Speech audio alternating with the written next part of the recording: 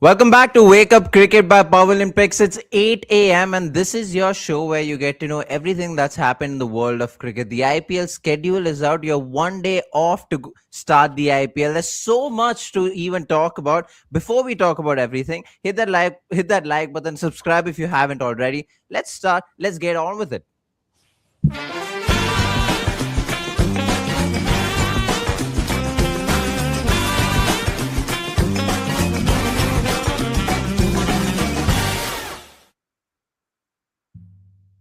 I was Indeed, let's muted get again. going with it. Ashwin, you were Was saying it? something? Yeah, I was muted, wasn't I? Were you muted? I heard you loud and clear. Fair. Let's get on with it. Great, let's get on with it. Just in case you were muted, all he said was welcome to the show and we can get on with it.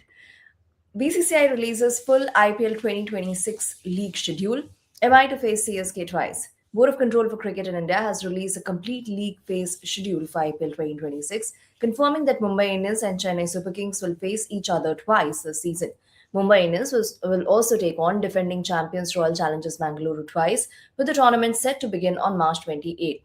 The teams have been divided into two groups based on titles. Group A includes CSK, Kolkata Knight Riders, Rajasthan Royals, RCB, and Punjab Kings, while Group B features MI, Sunrisers Hyderabad, Gujarat Titans, Delhi Capitals, and Lucknow Super Giants. Unlike the previous seasons, teams will play one against side and in their own group twice. So basically, unlike previous seasons, teams will play once against sides in their own group and twice against teams in the opposite group. This Yep. ensures marquee clashes like MI versus CSK on April 23rd in Mumbai and May 2 in Chennai. A total of 20 matches will be played between March 28th and April 12th, with the remaining 50 fixtures scheduled from April 13th to May 24th across 12 venues, including Raipur, which will serve as the secondary base for RCB. Dharamshala also returns to the schedule, hosting the match between Delhi Capitals and Punjab Kings on May 11th. While playoff venues are yet to be announced, the final is expected to take place on 31st May. The schedule also features 12 afternoon games, with Punjab Kings, Sunrisers Hyderabad, and Delhi Capitals set to play three each, more than any other teams, raising concerns around due conditions in day matches. Well, this news is pretty straightforward. There's nothing really to expand on. I like how CSK and MI have been on like the headlines because when you think about it, the other marquee match would be RCB versus CSK, but unfortunately, they're only playing once. But that is in Bangalore, and I'm not complaining because I stay in Bangalore. Interestingly, continuing about Bangalore, a lot of people thought, including the finals, Chinnaswamy would have five matches, but that's not true because in the group stage itself, Chinnaswamy has five matches. So that is another positive to take out of. And yeah, there isn't much really to expand on. The IPL schedule is out. A lot of people were surprised by the fact that the schedule was out so early, and it was unexpected to a lot of people, and it was out yesterday. So that is another thing to think about. Interestingly, a lot of the schedule is very similar to the 2023 IPL, if I'm not mistaken, 23 or 24. It's very, very similar to that, and a lot of people thought there'll be a lot of extra games that would come out of this IPL. That also didn't happen. It's a similar number of games as compared to the last few years. And I remember someone asked in the comments section, I think a couple of days ago, and Megha got it spot on. And well, she is spot on again when the schedule had come out, and it's not any extra number of games. It's the same as the last couple of years. So yeah, there you go. That's just the IPL schedule is out, and everyone's happy that the schedule is out. Look who's talking, by the way, when it comes to being spot on. Moving on, Nagpur, Chennai, Ahmedabad among venues for 26-27 home season. India's 26-27 home season will see India host four bilateral series, culminating in a five-test Border Gavaskar Trophy against Australia across Nagpur, Chennai, Guwahati, Ranchi, and Ahmedabad. The season begins with the white ball series against West Indies, followed by fixtures against Sri Lanka and Zimbabwe before Australia's tour from January 21st to March 3rd. Zimbabwe's tour will mark their first bilateral series in India since 2002. Bangalore will return as an international venue for the first time since 2025 Stampede outside M. Chinnaswamy Stadium, hosting matches against West Indies and Sri Lanka. Among venues, Guwahati, Hyderabad, Ranchi, Ahmedabad, and Bangalore will each host two matches, with Guwahati set to stage its second consecutive test after hosting its first in 2025. A notable fixture is the India Sri Lanka ODI in Delhi in December 13, a venue that has previously faced concerns around severe winter pollution affecting matches. Meanwhile, Kolkata and Mumbai will host ODIs against Zimbabwe on January 3rd and 9th, respectively. Now, again, very simple, straightforward news. It's the fact that the season will start after the IPL, and that's those are the fixtures that Megha has talked about. What's unfortunate, and I have to bring this up, it's the fact that Kolkata hasn't seen a test match since 2001, 2001. That is more than 20 years. And Mumbai hasn't seen a test match in a very long time. And it hasn't seen a Border Gavaskar trophy since 2001, and even Mumbai hasn't seen a Border Gavaskar trophy since 2004, which is insane when you think about it. And it's quite sad because these are such iconic venues, and you would want to see test matches against Australia take place in Kolkata and Mumbai, but you don't see that happen, and you see Ahmedabad get test matches every now and again, which isn't bad. Ahmedabad isn't a bad wicket, but when you see Mumbai and Kolkata miss out on these test matches, it just breaks my heart because they're such iconic venues. And the last time you had a Border Gavaskar Trophy in Kolkata, you know the kind of test match you had with Gavaskar, with Dravid and VVS Lakshman scoring all those runs to save the test match for India. Not only save the test match, but we also went on to win the test match. But yeah, Megha, why do you think, if you had to guess, why do you think like venues like Mumbai and Kolkata, which are such iconic venues, they continue to be iconic venues, they continue to get games, but they don't get games against the size like Australia, they don't get games where series that have such prestige in them? Why do you think that doesn't happen anymore? Because there's this rotation policy that gets followed, and there are times when it gets followed to the hilt. So it's not so much about Mm, which team it's against, it's just about what number has been assigned to them, what how right. many in fact games have been assigned to them in a certain cycle. And then it doesn't factor in the thing that this is a team that they should play against. And probably they also think that in Kolkata or say Mumbai, they'd be crowd regardless of who India is up against, which Yep. might not be the case in a lot of other venues where they'd True, that's only true. probably come to the stands, come to the stadium if India is up against, say, a team like Australia or England or one of the True. big three, basically. True. Yeah. Now, next up, we have Gill saying that he has nothing to prove and questioning the impact player rule. Shubman Gill said he has nothing to prove heading into IPL 2026, stressing that his only focus is leading Gujarat Titans to the title. Despite a fluctuating T20I journey with India, including being dropped ahead of the 2026 T20 World Cup, Gill pointed to his consistency in the IPL, where he has been among the top run scorers in recent seasons. He reiterated that personal milestones are secondary, with his primary goal being team success both for India and Gujarat Titans. Gill also voiced his criticism of the impact player rule introduced in 2023, calling it one dimensional and saying it takes away from the skill required in the game. He argued that the extra batter reduces the challenge of building innings under pressure and making high scoring chases less meaningful. The rule is set to remain in place until at least 2027 under Board of Control for Cricket in India. Gujarat Titans begin the IPL 2026 campaign on March 31st against Punjab Kings. Now, there are a couple of things to talk about. First, we'll talk about numbers and we will talk about Shubman Gill. And there'll be a couple of numbers that I do talk about, so stay with me. Since Shubman Gill's debut in the IPL, except for the first two seasons, every season he has crossed 400 runs, which is insane when you think about it. But even in the last 4 years, he's not only crossed 400 runs, but he twice in the last 4 years has he crossed more than 600. In fact, in the last 4 years, he's averaged more than 30 consistently and has had a strike rate of more than 130. And out of that, the two times he did cross more than 600, he's had a strike rate of more than 150. Now, these are incredible numbers when you talk about any batter. And when you look at these numbers, you would be surprised, why isn't he playing for the Indian team? Of course, when he has played for the Indian team in the T20 format, he hasn't succeeded. But you also have to think about how he's come under pressure because he replaced someone like a Sanju Samson who finally found his form. Now, that's a conversation we have already had. But then when you look at Shubman Gill and continue to talk about him in the IPL numbers, Cricket by JB, our YouTube channel, we created a whole rating system, and this was mathematically formulated rating system. And he was the only batter in the last 3 years to have an IPL rating of 10 out of 10. That's how consistent he has been. To compare him to someone like a Virat Kohli. Virat didn't have a IPL rating of 10, whereas Shubman Gill did. Shubman Gill has been the best batter in the last 3 years in the IPL by a mile, and there is no doubt. That's how good Shubman Gill has been, not only in terms of scoring runs, but also in terms of strike rate, in terms of being able to bat in every phase of a T20 innings, being an opener that he is, and being able to score so many runs just says the amount of talent that he has. Unfortunately, he hasn't displayed that in the international circuit. But in the IPL, there is no doubt that he has been the best batter in the last 3 years by a mile, not just India, but even not just an Indian batter, but even an overseas batter. And then, of course, his opinion on the impact player rule. I think a lot of players in the IPL and a lot of international players stick to his side, but but you have to admit that the impact player rule has done a lot for Indian cricket, and there's a reason for why the Indian batters bat the way they do in the IPL, and that is also because of the impact player rule.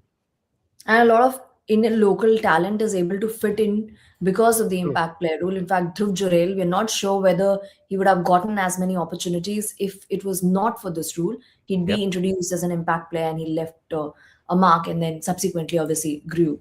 Moving on to the next story, and this is the 100 versus Test. Cummins flags pay tension point amid 100 versus Test debate.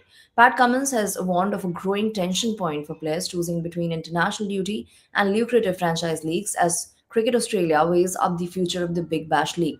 Speaking about the overlap between Australia's home test against Bangladesh and the 100, Cummins noted that several players have opted to skip the latter despite significant financial incentives. However, he cautioned that this may not always be the case. The broader issues reflected a shifting landscape where players are increasingly balancing national commitments with global T20 opportunities.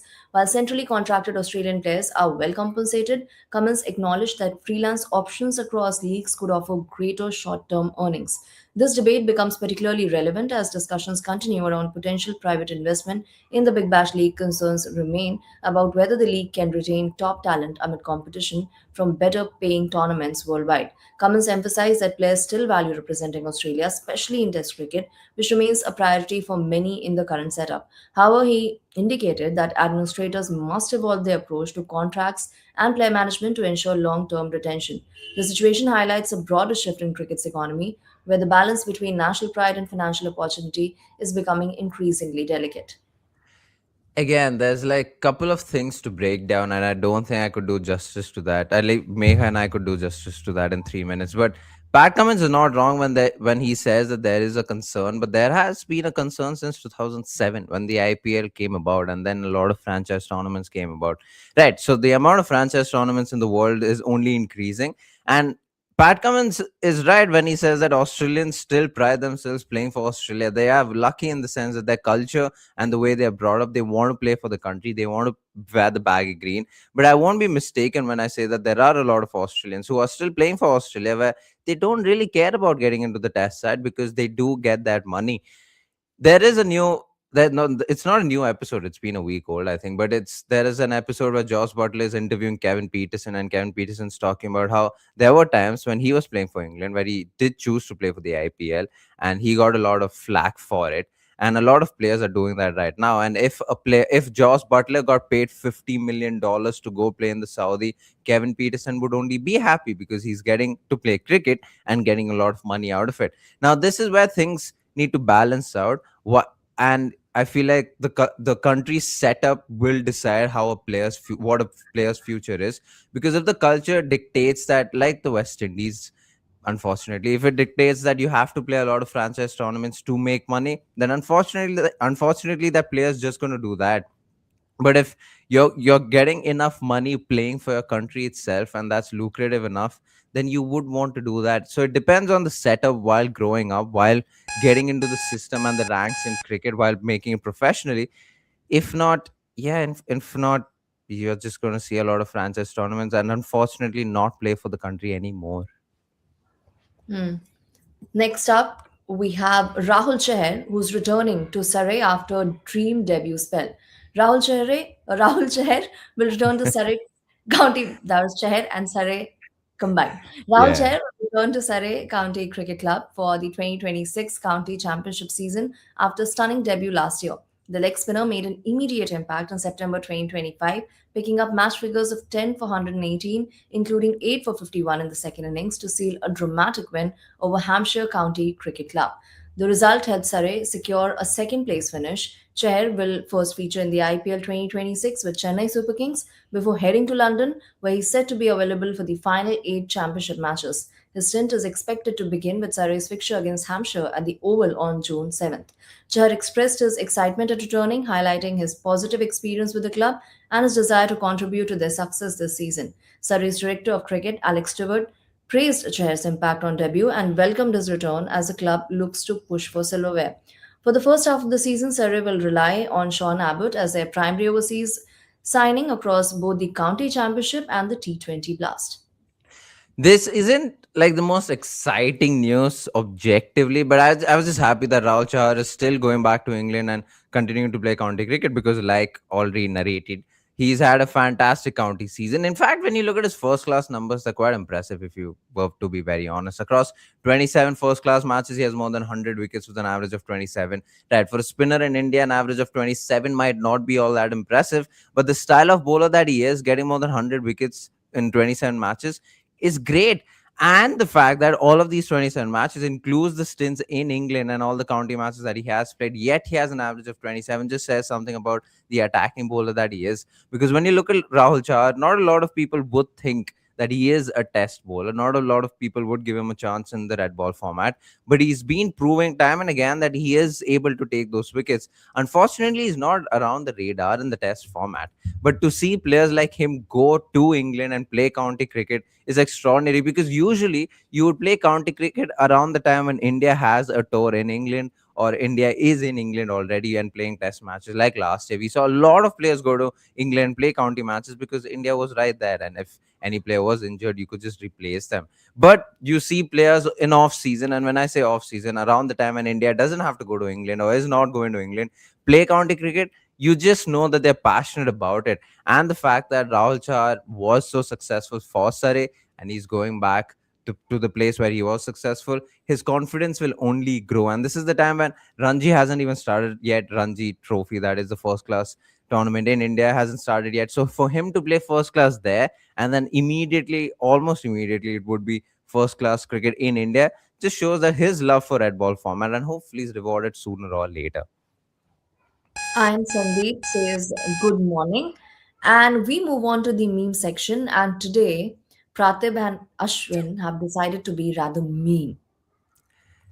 Yeah, and unfortunately, we have decided to be mean. It's not every day we are mean, but it's not even mean. It's just funny. It's, Hmm. you know, that Rohit Sharma is, yeah, that's what it is. Funny how no one knows who will win the Orange Camp this season, but we know who it won't be. Well, we will be happy if it's Rohit Sharma. I'll tell you that much. But yeah, it's quite unfortunate when you think about how Rohit Sharma, not in one season of his entire IPL career, has he had, oh, except once in his entire IPL career, that is starting from 2007. So he's one of the only few players to play all seasons of the IPL, and it's only once has he crossed 500 plus runs. To give you a little perspective, like I already talked about, Shubman Gill in the last 4 years has crossed more than 500 twice, and Rohit Sharma since 2007 has only done once, which is quite sad when you think about it. And Megha, you have something to say before I go on? That is your question against Rohit Sharma fans trolling you at the conclusion of the season. If he does want to win the orange cap, you saying we'd be very happy if he does win the orange cap. No, no, of course I'll be happy. I have nothing against Rohit Sharma. I love the bat. He's the best Indian opener in the white ball format. But to think that he hasn't crossed more than 500, to think that he's only done it once since 2007 is insane. Yes, he hasn't been the opener the entire time. In fact, in the last couple of years, he's hardly opened also for the Mumbai Indians. But yeah, it's just quite sad when you think about the caliber that he has, the talent that he has, the fact that he has multiple double hundreds in the ODI format, to not get more than 500 runs across a season in the IPL. And you can't say that because of the intent that he plays in the strike rate. The strike rate thing has been only a thing in the last couple of years. Before that, I mean, he did have impressive strike rates. You know what? I just looked at his numbers. He didn't have the most impressive strike rate. So if you're gonna get at me with that, that's also not true. He struck at in the 120s in the even like a year before the impact player rule, he had a strike rate of 120 and not crossed more than 500 runs. So yeah, I don't know if you're a Rohit Sharma fan and if you didn't like what I'm saying, I don't really know what your argument is, because what is your argument? He hasn't scored a lot of runs. He hasn't had the best strike rate except in the last couple of seasons, which he has, which every batter has. So again, I don't know where you stand out with Rohit Sharma. When you look at his numbers in the last 3 seasons, even in our IPL rating in the Cricket by JB channel, it hasn't been the most impressive. I think he's rated somewhere around 5 out of 10, which again, what is your argument? So yeah, I love Rohit Sharma, but if you're a hardcore Rohit Sharma fan who's offended by this, I don't know what you're going to say. Come at me, is all I'm going to say in the comment section. If this is going to be a reel, I'll reply to you on Instagram. If this is going to be on YouTube, well, we'll reply to you regardless. Well, That's that. that's what rage baiting looks like. Yeah, I know. Well, we get And what we engagement. Is needed to conclude, right? exactly, yeah. To start off an 8 a.m. episode, this is what I need us to do, is end it on a very offensive note, is what I'm going to say. And this has been Wake Up Cricket, powered by Pavilion Picks, and 8 a.m. And we are live 8 a.m. every single day from Monday to Friday. The IPL starts tomorrow and it'll go on for the next 2 months, and we will be covering that. Of course, we will be covering that every day at 8 a.m. too, and talking about how the matches went about last night. If you enjoyed this live, like, share, and subscribe, all that good stuff. If you enjoyed this and want to talk about it with your friends, share it. Like I've already said. Yeah, see you guys Monday morning. We have a break for 2 days. So see you guys Monday morning at 8 a.m. Peace.